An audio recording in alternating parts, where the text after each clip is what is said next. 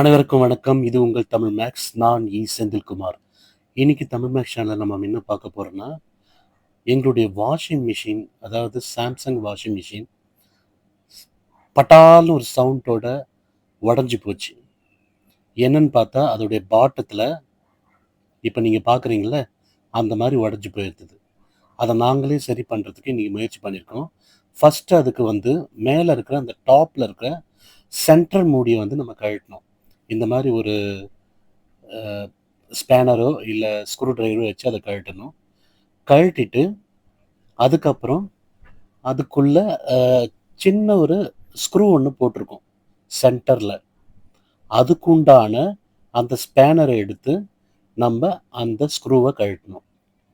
முதல்ல இந்த உடைஞ்ச பார்ட் புது பார்ட் வாங்கணும்னா, இந்த உடைஞ்சிருக்குங்கல்ல, இத கழட்டி இதை கொண்டு போய் நம்ம கடைக்காரர்கிட்ட காமிச்சா தான், இந்த சைஸ்ல நமக்கு அந்த பாட்டம அவங்க குடுப்பாங்க.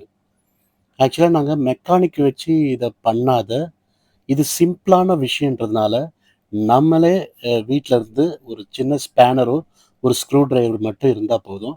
அழகா இந்த மாரி கழட்டிடலாம். கழட்டுனதுக்கு அப்புறம் இத கொண்டு போயிட்டு நம்ப கடைக்காரங்கிட்ட காமிச்சீங்கன்னா, அவங்க இதோடைய புது ஒரு ஐட்டத்த நம்மகிட்ட குடுப்பாங்க. ஸோ, இப்ப இத கழட்டியாச்சு.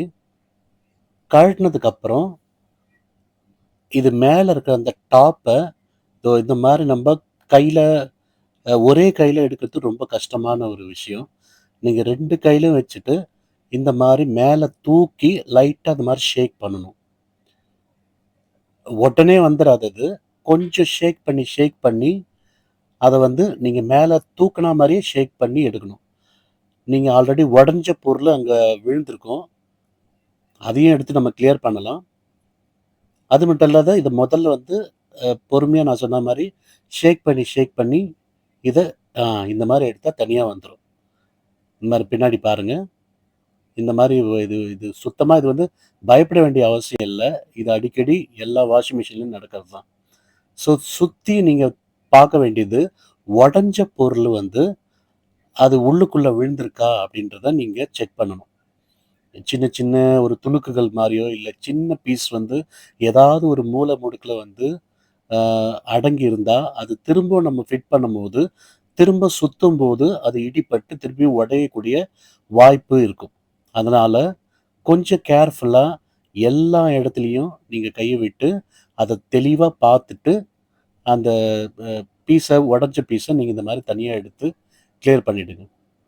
அதுக்கப்புறம் ஒரு துணிய வச்சு, எங்கெங்க கிளீன் பண்ணணுமோ, அது ஃபுல்லாவே கிளீன் பண்ணுங்க. நெறைய இடத்துல ஏன்னா ரொம்ப காலமா அது க்ளோஸ் ஆயிருந்ததுனால துரு புடிச்சோ, இல்ல அந்த மாரிலாம் இருக்கும். நீங்க ஒரு சின்ன துணிய வச்சுட்டு, இடுக்குகள்லாம் கிளீன் பண்ணிட்டு, அந்த மெட்டல் பார்ட் இருக்கு பாருங்க, அந்த இடத்துலயும் அத கிளீன் பண்ணுங்க.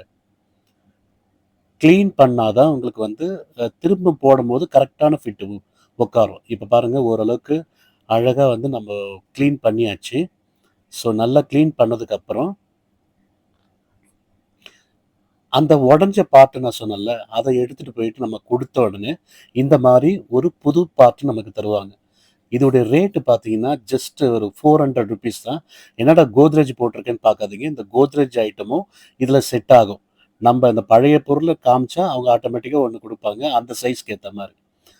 நம்மளுடைய வேலை என்னன்னா, இத நம்ம ஓப்பன் பண்ணிட்டு செக் பண்ணணும். வேற எங்கனா இந்த புதுசுல எதனா உடைஞ்சிருக்கா அப்படின்ற மாரி செக் பண்ணணும். கரெக்ட்டா இருக்கு அப்படின்னு தெரிஞ்சதுக்கப்புறம், நம்ம இத உள்ள கொண்டு போயிட்டு செக் பண்ணி பார்க்கலாம். மேலேயே வச்சு செக் பண்ணி பார்க்கலாம்.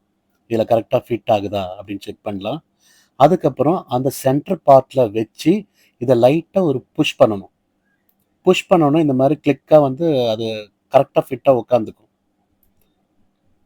உட்காந்ததுக்கப்புறம் நம்ம என்ன பண்ணணும்னா, அந்த நெட் எடுத்து, அந்த ஸ்க்ரூவ எடுத்து சென்டர் பாயிண்ட்ல போட்டு, முதல்ல கையில நல்லா எந்த அளவுக்கு டைட்டா சுத்த முடியுமோ சுத்திடணும்.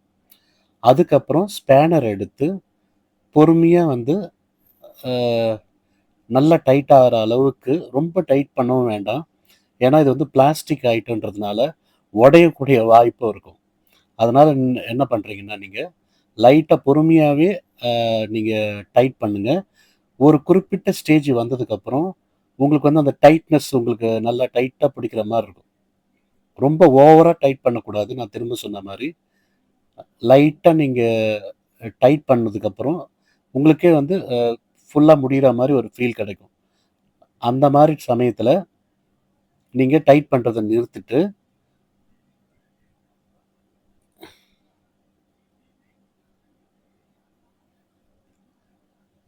சும்மா இந்த மாதிரி வந்து ஷேக் பண்ணி பாருங்கள். அதுக்கப்புறம் அந்த சின்ன டேப் மாதிரி இருக்குங்களே அது மேலே வச்சு நல்லா கொஞ்சம் அழுத்தமாக வந்து 2 பக்கமும் வந்து கிளிக் ஆகிற மாதிரி வந்து அது செட்டப் இருக்கும். நீங்கள் கொஞ்சம் கேர்ஃபுல்லாக வந்து ரொம்ப ஓவராக போட்டு அழுத்திடக்கூடாது.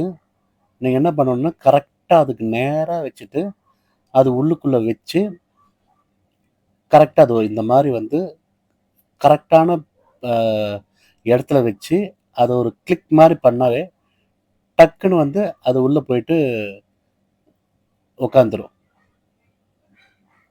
நீங்கள் வேறு ஆங்கிள்லாம் பண்ண வராது. இந்த மாதிரி கிளிக் பண்ணிவிட்டு லைட்டாக அப்படி ப்ரெஸ் பண்ணாவே அழகாக போயிட்டு ஃபிட்டாக உட்காந்துரும். இங்கே கரெக்டாக உட்காந்தோன்னு ஒரு முறை செக் பண்ணிக்கணும். கிளிக்காக இருக்கா, கிளிக்காக அழகாக உட்காருதான்னு பார்த்துடணும். அதுக்கப்புறம் இதை ரோல் பண்ணி பார்க்கணும். இப்போ ரோல் பண்ணால் அழகாக ரோல் ஆகும். ஸோ கரெக்டாக உட்காந்துடுச்சு அப்படின்றது நம்ம தெளிவாக தெரியும். இதுக்கப்புறம் நம்ம இப்போ இதை ஆன் பண்ணி பார்க்கலாம்.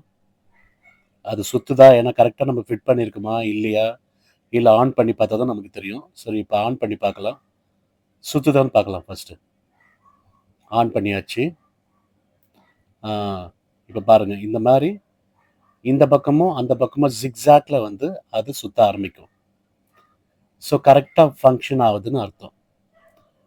இந்த மாதிரி ஜிக்ஸாக்ல ஒரு 3 டைம்ஸ் பண்ணிவிட்டு அதுக்கப்புறம் இந்த மாதிரி தண்ணி வாட்ரு வர ஆரம்பிக்கும். அவ்வளோதாங்க. மெக்கானிக்கே இல்லாத இதை புது பார்ட்டை நம்மளே கடையில் வாங்கி அழகாக ஃபிட் பண்ணலாம். ரொம்ப ரொம்ப செலவே இல்லாத வெறும் புது பார்ட்டுக்கு மட்டும் செலவு பண்ணி நம்ம அழகாக இப்போ ஃபிட் பண்ணிட்டோம். எங்களோட வாஷிங் மிஷின் இப்போ நல்லாவே ஓடுது. பார்த்த அனைவருக்கும் நன்றி.